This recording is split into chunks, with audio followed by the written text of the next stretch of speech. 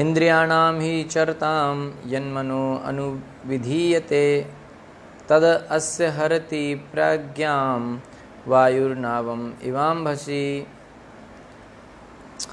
As a boat on the water is swept away by a strong wind, even one of the senses on which the mind focuses can carry away a man's intelligence.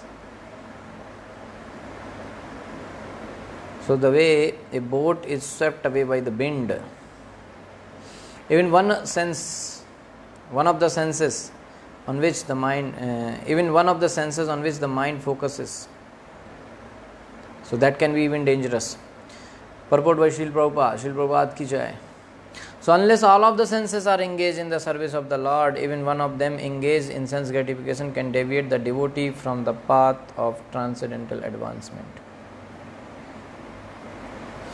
Because sometimes person may think, anyway I am doing this much good chanting, this much nice katha and all those things, Shravanam, I am hearing lectures and all. So Prabhuji, because I hear so many nice lecture and I chant morning, I take prasadam, so I think it's going good.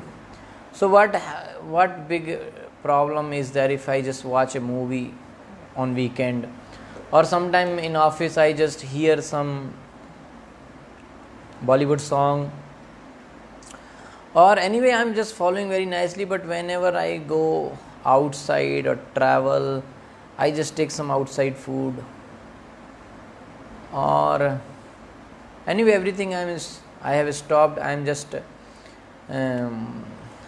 taking tea, or I am just eating this thing. Whenever I see this particular food item, I cannot control. So even though it is cooked in the outside shop, I cannot control and I am eating. Everything I stop, but just one thing only, na.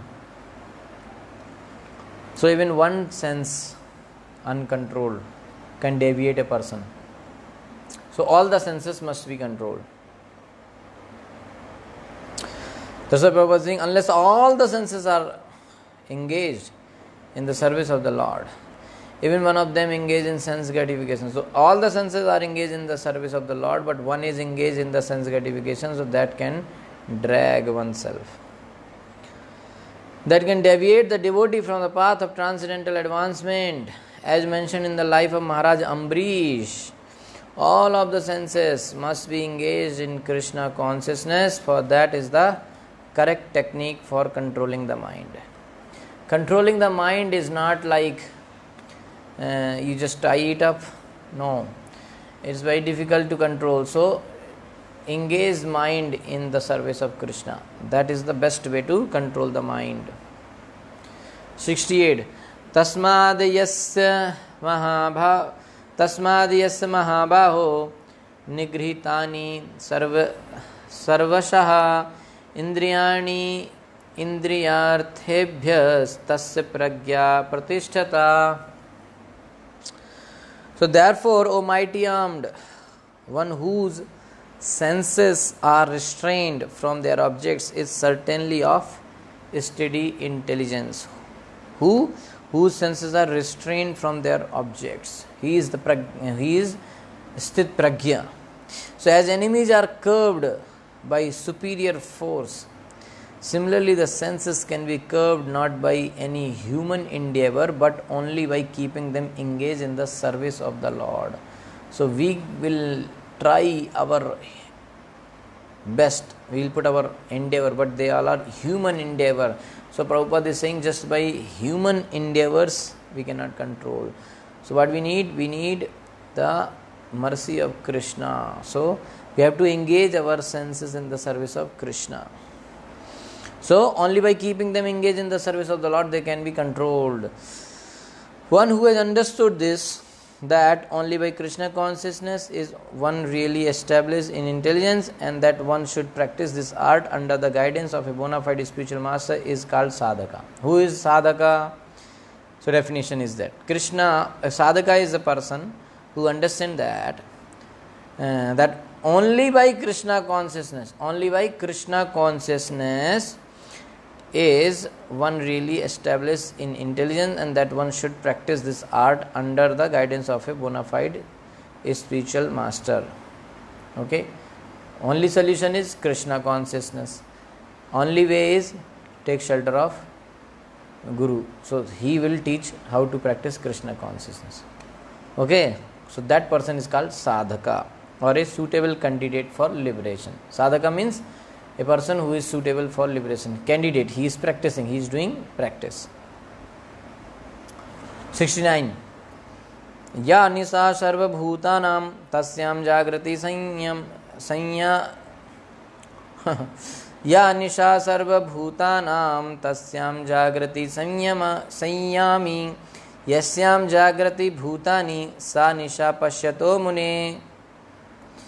Yeah, what is the night for all beings is the time of awakening for the self-controlled, and the time of awakening for all beings is night for the introspective sage. Just ulta. So there are two classes of intelligence. This is very nice purport by Srila Prabhupada. Prabhupada is saying there are two classes of men. The one is intelligent in material activities for sense gratification, and the other is introspective and awake to the cultivation of self-realization. One is very highly enthusiastic, highly intelligent, but for sense gratification, and another one is very active for self-realization. So there are two type of people.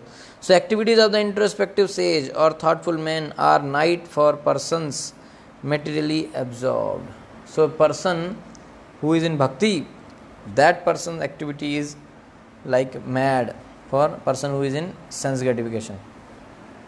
That's why a person who is engaged in sense gratification, if that person says, suppose a person who is fully in sense gratification, karmi, and he sees a devotee, then he will say, "Arey, you are mad or what? You are wasting your life." And devotee will say him, "Arey, you are mad or what? You are wasting your life." So who is wasting your life? So it's like that. What is day for devotee is night for karmis. What is night for karmis is day for devotees. It's just like ulta. And practically also it's like that. All the devotee want to sleep in the night and get up early in the morning. All the karmis want to work whole night and sleep early in the morning. So it's like that. Okay. So materialistic persons remain asleep in such a night due to their ignorance of self-realization.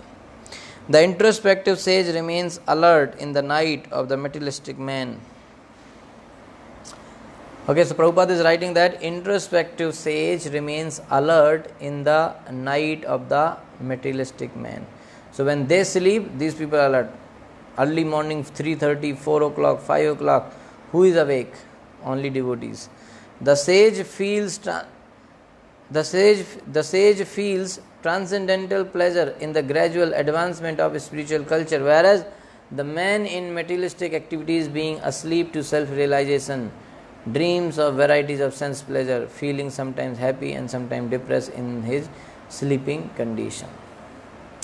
The introspective man is always indifferent to materialistic happiness and distress. Okay, introspective man means who is behind self-realization. So he is always indifferent to material happiness and distress. He does not bother much about happiness and distress that is on the material platform. So he goes on with his self-realization activities undisturbed by material reaction. He continues with his bhakti.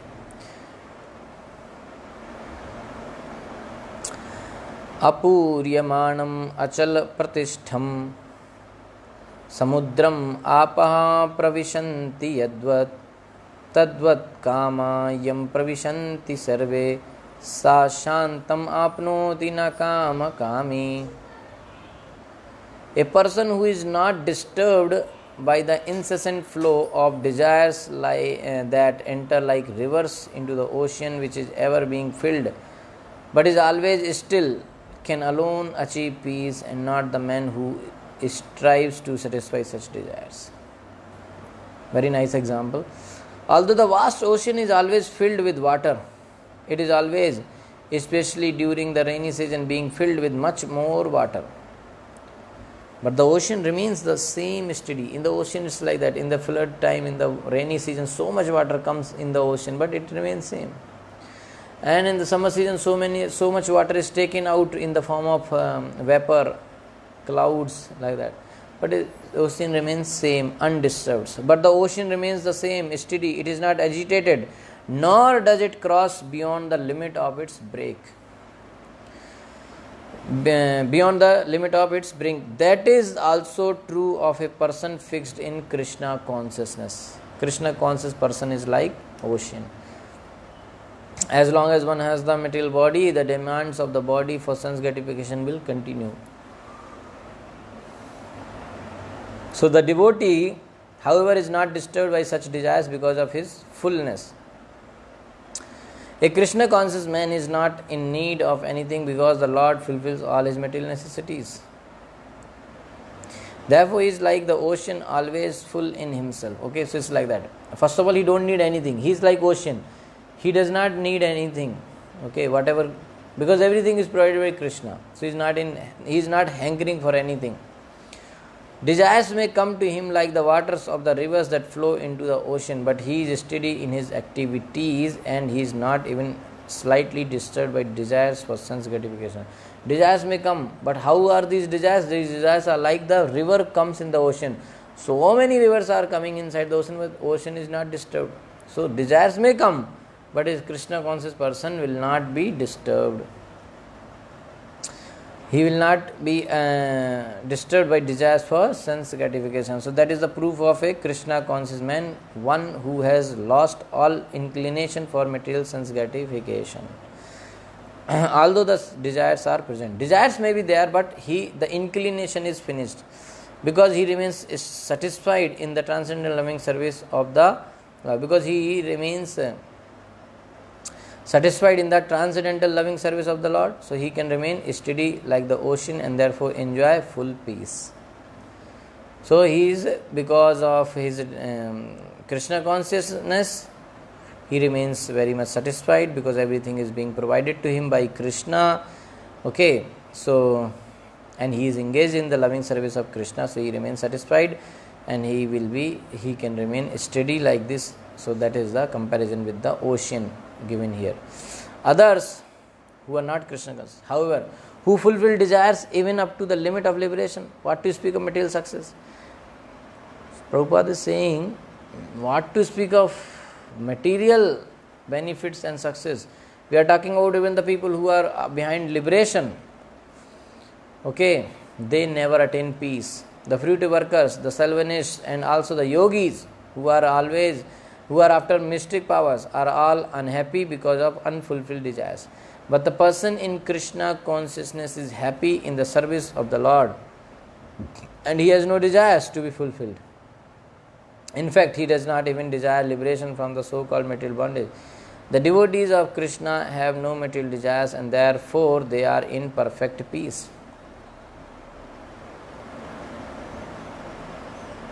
So that if anyone want to know what is the behavior of a devotee, then immediately think of ocean. So many desires come, so many benefits come, so many happiness come. He is not disturbed, he is not breaking the limits. So many distresses come, so many problems come, he is not disturbed, he remains steady, he is same. Vihaya kaman yah sarvan pumam sa charati nispraha nirmamo nirahankara sa shantim adhigacchati. Wow.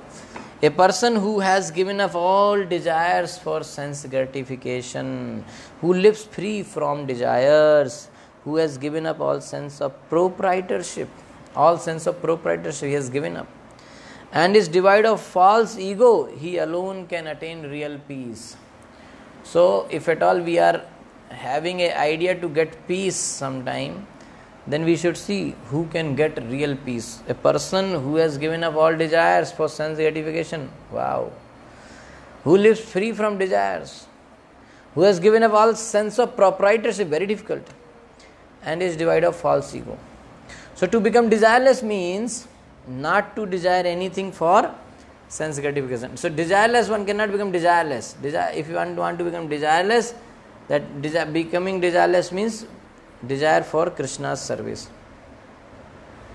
He does not desire for sense gratification. In other words, desire for becoming Krishna conscious is actually desirelessness. To understand one's actual position as the eternal servitor of Krishna without falsely claiming this material body to be oneself and without falsely claiming proprietorship over anything in the world is the perfect stage of consciousness. So one who is situated in this perfect stage knows that because Krishna is the proprietor of everything, therefore everything must be used for the satisfaction of Krishna, because everything belongs to Krishna. So Arjuna did not want to fight for his own sense gratification, but when he became fully Krishna conscious, he fought because Krishna wanted him to fight. So that's the point here. He may not want to do it for his own pleasure, but because Krishna wants, he is doing that. So that's a devotion. So for himself there was no desire to fight, but for Krishna the same Arjuna fought to his best ability. Okay, for the pleasure of Krishna he can fight. And then desire for the satisfaction of Krishna is really desirelessness. So desirelessness means desire, but what desire? Desire for the satisfaction of Krishna, for the enjoyment of Krishna. So desire for the satisfaction of Krishna is really desirelessness. It is not an artificial attempt to abolish desires. So no need to do some extra effort. Only thing is to engage the senses in the service of Krishna. Desire spiritually. So the living entity cannot be desireless or senseless, but he does have to change the quality of the desires. Okay, so the living entity cannot be desireless or senseless, but he does have to change the quality of the desire. So that cannot happen that a person become desireless. So only thing, he has to change the nature of the desire. So because he has to desire something. So if he is not desiring for his bhakti, progress in bhakti, then he will definitely desire for sense gratification. So a materially desireless person certainly knows that everything belongs to Krishna. Isha vasham idam sarvam. And therefore he does not falsely claim proprietorship over anything. He knows everything belongs to Krishna, so nothing belongs to me. So simple it is. And therefore he does not falsely claim proprietorship over anything. This transcendental knowledge is based on self-realization, namely knowing perfectly well that every living entity is the eternal part and parcel of Krishna in his spiritual identity, and therefore the eternal position of the living entity is never on the level of Krishna or greater than him. Nobody can become equal or greater than Krishna. So this understanding of Krishna consciousness is the basic principle of real peace.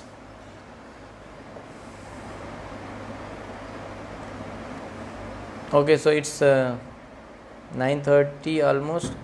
So this is the last shloka of second chapter of Bhagavad Gita. So we shall do this tomorrow. Okay. Hare Krishna. Thank you so much. Shilpapad ki jai. Granthra Srimad Bhagavad Gita ki jai.